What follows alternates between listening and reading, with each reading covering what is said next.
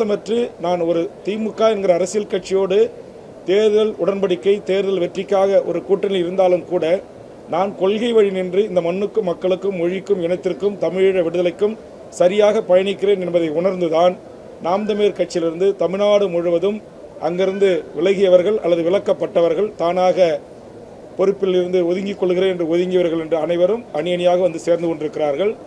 நம்முடைய கூடங்குளம் அணு உலை எதிர்ப்பு போராளி பச்சை தமிழகம் கட்சியினுடைய நிறுவன தலைவர் சுப உதயகுமாரன் அவர்கள் அக்கட்சியை இன்றைக்கு தமிழக வாழ்வுரிமை கட்சியோடு இணைத்திருக்கிறார். இதுபோன்று இன்னும் எண்ணற்ற அரசியல் கட்சிகள், அமைப்புகள், இயக்கங்கள், முற்போக்கு சக்திகள் நாளொரு மேனியும் பொழுதொரு வண்ணமும் இணைந்து கொண்டே இருக்கிறார்கள். ஏற்கப்படுது ஒரு 7 கோரிக்கை நிலுவையில் வைக்கப்பட்டிருக்கிறது. அதுவும் கண்டிப்பாக இந்த இருக்கிற குறைகால ஆண்டுக்குள் அதை கண்டிப்பாக நிறைவேற்ற வேண்டும். அதற்குரிய அழுத்தங்களையும் வேண்டுகோளையும் தொடர்ந்து அதற்கான போராட்டங்களை கூட நான் முன்னெடுத்து வருகிறேன். கணக்கெடுப்பு தான் அது. மாண்புமிகு முதலமைச்சர் அவர்கள் மாநில அரசுக்கு அதிகாரம் இல்லை என்று சொல்லி தட்டி கழிக்கக்கூடாது. இன்றைக்கு தெலுங்கானாவில் மாநில அரசு எடுத்திருக்கிறது, பீகாரில் எடுத்திருக்கிறது, ஒரிசாவில் எடுத்திருக்கிறது. உயர்நீதிமன்றமும் உச்சநீதிமன்றமும் மாநில அரசுக்கு சாதிவாரி கணக்கெடுப்பு எடுப்பதற்கு அதிகாரம் இல்லை என்று எந்த ஒரு தீர்ப்பையும் வழங்கவில்லை. அதனால் மாண்புமிகு தமிழக முதல்வர் தமிழ்நாட்டில் இருக்கிற அனைத்து சாதிகளுக்கும் அவரவர் எண்ணிக்கைக்கு ஏற்றவாறு கல்வி வேலைவாய்ப்பு உரிமை கிடைப்பதை உறுதி செய்ய சாதிவாரி கணக்கெடுப்பை ஒற்றை தீர்வு, சமூக நீதி அரசு என்று மேடைக்கு மேடை நானே பேசி வருகிறேன் திமுக அரசை. அது உண்மை என்று சொன்னால் மாண்புமிகு தமிழ்நாடு முதலமைச்சர் அவர்கள் கண்டிப்பாக அந்த சமூக நீதியை அனைத்து மக்களுக்கும் வழங்க முன்வர வேண்டும். அதற்கு ஒற்றை தீர்வு சாதிவாரி கணக்கெடுப்பு தான். அதை எடுக்க வேண்டும் என்பதுதான் என்னுடைய வேண்டுகோள். அதான் இந்த தென் மாவட்டம், வடதமிழ்நாடு, தென் தமிழ்நாடு, கொங்கு நாடு என்றெல்லாம் பிரித்து பார்க்காமல் தமிழ்நாட்டுடைய அரசியல் கட்சிகளும் தேசிய கட்சிகளும் அனைவரும் ஒரு தாய் மக்கள், ஒரு நிலத்தில் வாழ்கின்றவர்கள். இவர்கள் எங்கு பாதிக்கப்பட்டாலும் அவர்களுக்காக இப்போது கூட விவசாய பெருமக்கள் வந்து ஒரு கோரிக்கை மனு அளித்தார்கள். ஏற்கனவே வந்து என்னை சந்தித்து அளித்திருக்க. இதற்காக நான் கவன ஈர்ப்புகளை தந்திருக்கிறேன். அவருடைய பேருந்து நிலைய மாற்றத்திலிருந்து, ஷிப்காட் வருவதை தடுக்க வேண்டும் என்பதிலிருந்து, மருத்துவமனை தனியார் மக்களுக்கு சம்மந்தமில்லாத ஒரு இடத்தில் கட்டப்பட்டிருப்பதிலிருந்து இதையெல்லாம் நான் கவன ஈர்ப்பாக தந்து சட்டமன்றத்தில் சம்பந்தப்பட்ட முதலமைச்சர் அமைச்சருடைய கவனத்துக்கு கொண்டு சென்றிருக்கிறேன். அதேமாதிரி டங்ஸ்டனுக்கு முதலில் கவன ஈர்ப்பு தீர்மானம் கொண்டு வந்து இந்த பிரச்சனையை சட்டமன்றத்தில் எழுப்பி அதை இஷ்யூ ஆக்கி முதலமைச்சர் அப்படி ஒரு தீர்க்கமான அறிவிப்பு வெளியீடு செய்வதற்கு முதல் காரணம் நான் தான். ஆனால் அந்த விவசாயிகளோடு இன்றைக்கி போய் பல தலைவர்களை பார்த்து நன்றி சொல்லியிருக்காங்க. என்னை வந்து சந்திக்கவே இல்லை. அதெல்லாம் நான் கவலைப்படலை. ஆனால் நான் என்ன நினைக்கிறேன்னா, இந்த தமிழர் நிலத்தில் வாழ்கின்ற 7 கோடி மக்களும், உலகம் முழுவதும் வாழ்கின்ற 5 கோடி மக்களும், 12 கோடி மக்களும் என் அண்ணன் தம்பி, என் தொப்புள் கொடி உறவுகளாக, என் தமிழ் குடிகளின் பிள்ளைகளாக, என் உறவுகளாகத்தான் பார்க்கிறேன். அதனால்தான் அவர்களுக்கு எந்த ஒரு சின்ன பிரச்சனை என்று என் கவனத்திற்கு வந்தாலும் அதற்காக தமிழக சட்டமன்றத்தில் முதல் குரல் எனது குரலாகத்தான் இருக்கிறது. முதல் போராட்டமும் எனது போராட்டமாகத்தான் இருக்கிறது. அதே மாதிரி தான் தேசிய கட்சிகளும் மாநில கட்சிகளும் பார்க்கணும்.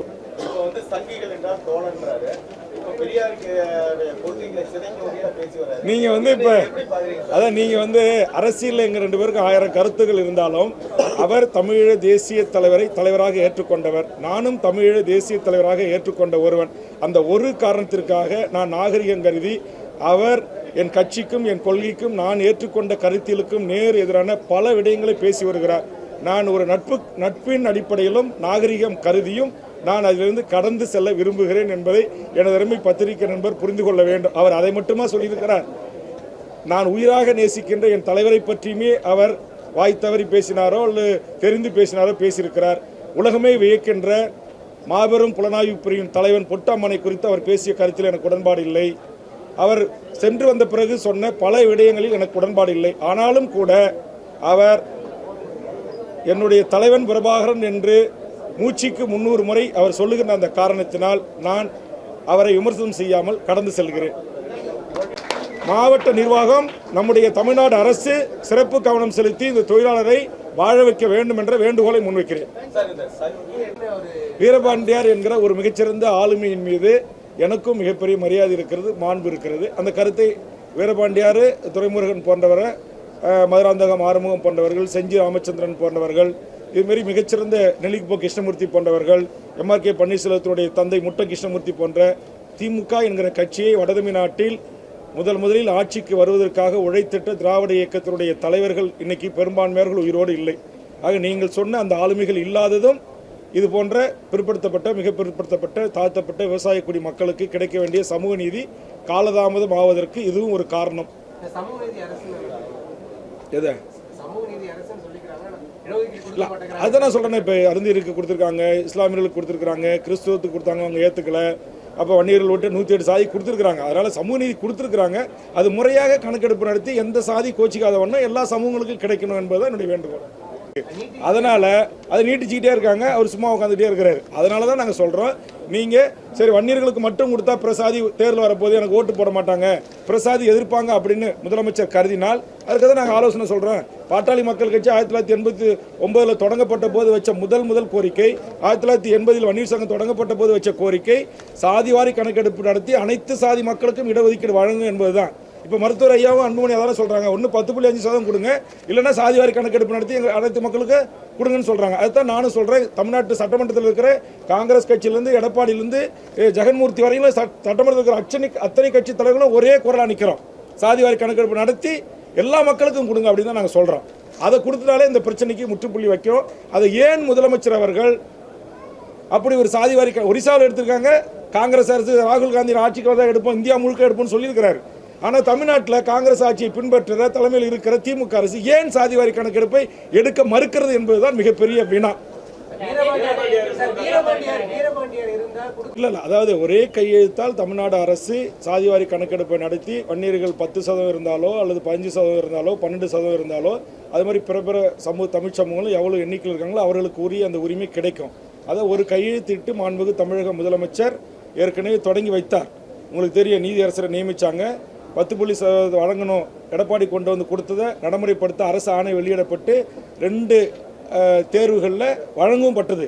ஆனால் உயர்நீதிமன்ற தீர்ப்புகளின் பிறகு அது இப்படி நிறுத்தி வைக்கப்பட்டிருக்கு. ஆக அதை களையணும் அப்படின்னா நீங்கள் சாதிவாரி கணக்கெடுப்பு நடத்தி எல்லா சமூகங்களுக்குரிய எண்ணிக்கையை ஏற்றவாறு வழங்கினா பிரச்சனை இல்லை. அதை செய்ய மறுக்கிறாங்க.